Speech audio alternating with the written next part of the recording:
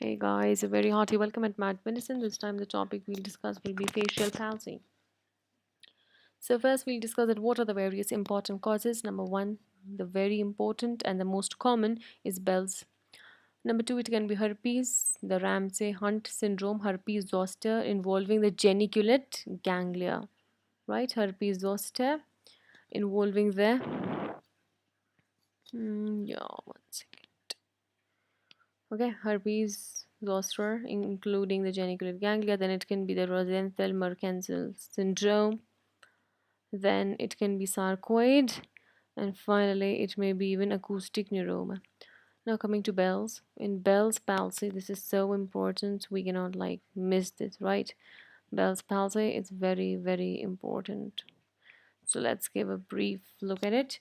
It is unilateral, and this point is so important, like the two U's of Bell's palsy you should never forget. Number one, it is unilateral. Number two, it is an upper motor neuron type of a lesion of the seventh nerve. Most of the time it is idiopathic, but many studies have shown a relation with herpes zoster, occurs in 20 to 40 years age, most commonly in pregnant women. So you have to remember always and always, Bell's palsy will not involve a total facial nerve paralysis, only one-sided paralysis, right or left, and that too it will be following the patterns of a UMN. So unilateral and UMN, unilateral and UMN. So that was Bell's. Now acoustic neuroma can be because of compression of seventh nerve. This will cause compression of seventh nerve. Now this diagram that we have right here, it's very important.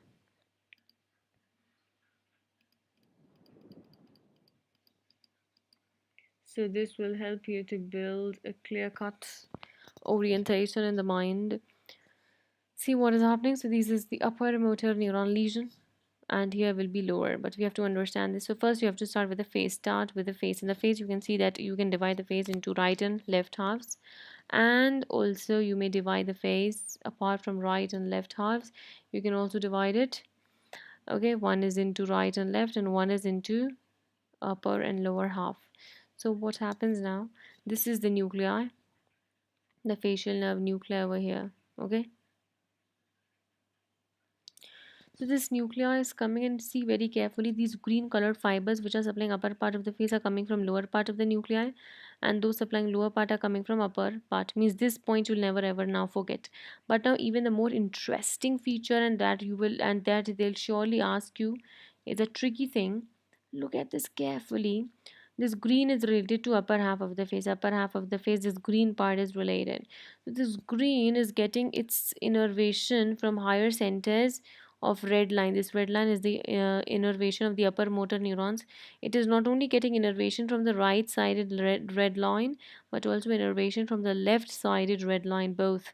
This is also coming here, this is also coming here. So both the right sided red line as well as the left sided red line is coming here. This I'm showing yellow. So this and this both are coming. That means you have to remember this one word now forever, that the upper half of the face, upper half, this is the face, the upper half, both right and left, the entire upper half of the face, it is having a bilateral representation in the brain. It gets its nerve supply from both the sides, right as well as left. So this is a dictum, so important, that the upper half of the face, it has a bilateral representation in the brain. It has a bilateral representation in the brain. This is, you're following, right? Now see at the lower half. The lower half, that also like the lower half of the right side. This blue will come and it will supply lower half of the right side. So this lower half of the right side is actually getting this dark big purple line. This lower half of that side, for example right side lower half, it is coming from opposite side of the brain. The upper motor neuron is coming from the opposite side of the brain, from the left side of the brain. It is coming and then coming over here, and then through this blue it is coming and supplying the opposite side, that is the right side of the face, the lower half right of the face, okay. Same will stand for left. So now I'll ask you about certain lesions. I'll ask you about certain lesions, that at what all levels the lesion will be there. I'll ask you, you tell me the feature. So if the lesion is here, one side lower motor neuron lesion, so what will be the manifestation? As you can see in this diagram below, it will be something like this. So all the lower motor neurons, whether they were supplying upper half or lower half, it's a complete lower motor neuron lesion of the right side. So the right half of the face will be completely gone. Now if I ask you that upper motor neuron lesion is there, for example, it's occurring over here, upper motor neuron lesion, right? So in upper motor neuron lesion, for example, it's occurring over here. This is upper motor neuron lesion. But you always know that this point over here that we stated right here, or that upper half of the face is always having bilateral representation. So this whole thing will anyhow still manage to get its representation from the opposite side, right? And this left of the face, it is getting its innervation from the right side, but right is getting innervation from the left side. So if the left sided upper motor neuron is lost, so only the right, and that too right lower half of the face will be gone. And this is again depicted here. So if right is gone, left half of the face will be gone, lower half, and if right is gone, the left will be gone, and if left sided is gone, then the right half of the face, lower half of the face will be gone. So I hope these two things you'll always remember. So the first dictum is that the upper half of the face, upper half, both right and left, upper half, okay? Upper half of the face, it is having a bilateral representation. This upper half of the face, this is the whole face. The upper half of the face, complete upper half, is having a bilateral representation. But if there is a lower motor neuron lesion, that means completely all the nerve supply to the face on that side is severed. So that will cause that complete side, right side or complete left sided paralysis. But if it is an upper motor neuron lesion, this upper motor neuron lesion, that means it is occurring in Bell's palsy. Bell's palsy, we said it is upper motor neuron lesion features. So now only that right or left lower halves will be gone depending on the contralateral side involvement. Okay. Now, what is Bell's phenomenon? Because there can be a lot of confusion between Bell's palsy and phenomenon. Bell's phenomenon may occur in case of Bell's palsy, but this Bell's phenomenon shows features of lower motor neuron. Though characteristically, Bell's palsy was a feature mainly of upper motor neuron. We said unilateral and another U for upper motor neuron lesion features, but this Bell's phenomenon has features of lower motor neuron. That means complete paralysis, like all the bad and sad things are happening, like lower motor neuron absent, wrinkling on the same side, then flattening of the nasolabial side, a nasolabial fold on the same side, the drooping of the angle of mouth on the affected side, but deviation of the mouth towards the opposite side. Like for example, this fourth point D, even when we ask the patient to smile, the normal healthy side overcompensates, and so there is deviation of the mouth to the opposite side and inability to close the eye on the ipsilateral side. Means everything is happening on that one particular side, because just now I told you when there is a lower motor neuron lesion, this diagram I showed you also, this lower motor neuron, this diagram I showed you, that in this what is happening, only that right or left half of the face is going. So for example, right sided lesion is there,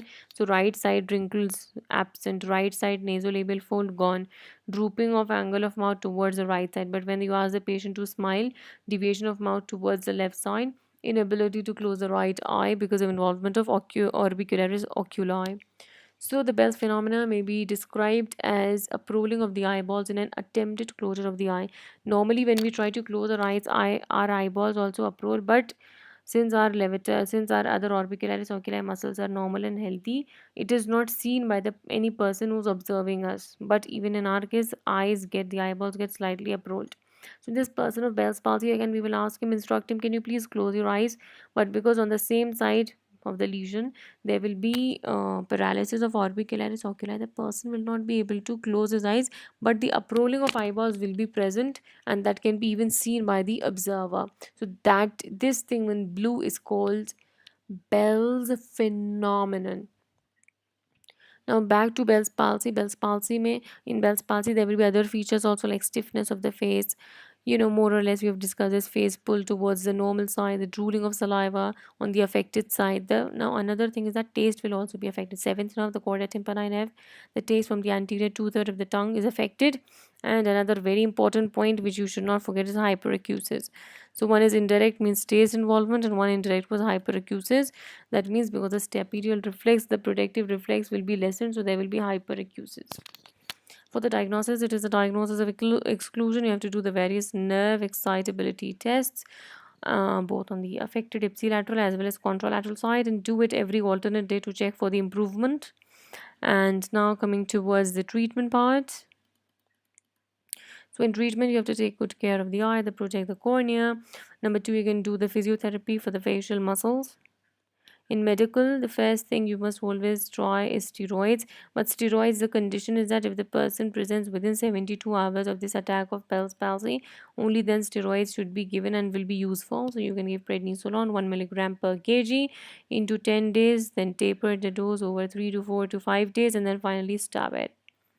Then the second drug you may give in certain cases, especially when there is some suspicion, some history of, some sort of rash on one side of the body, or painful rash. So there you can also give for herpes zoster, or empirically also you can give that is a cyclovir. Now surgery can be a nerve decompression surgery, which relieves the pressure over the nerve. For example, there is a space occupying lesion, which is pressing and causing an upper motor or lower motor neuron type of a lesion. The prognosis in 90%, around 90% of the patients, there is a full recovery, but 10% around there'll be incomplete recovery, some component of paralysis, or say inability to close the eyes, or the drooling of saliva. Some features will still remain. And this prognosis is guided by all these tests like electromyography and nerve excitability studies. There are certain factors which stand for a poor prognosis, for example, advanced age of the person. Number two, hyperacusis. So these are two things like which are more and more: advanced age of the person and hyperacusis, just to remember.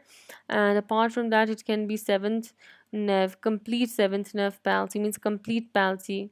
The complete side, right side or left side, is gone. That complete seventh nerve palsy is also a bad feature. And severe initial pain, usually not much pain is there is usually muscle paralysis.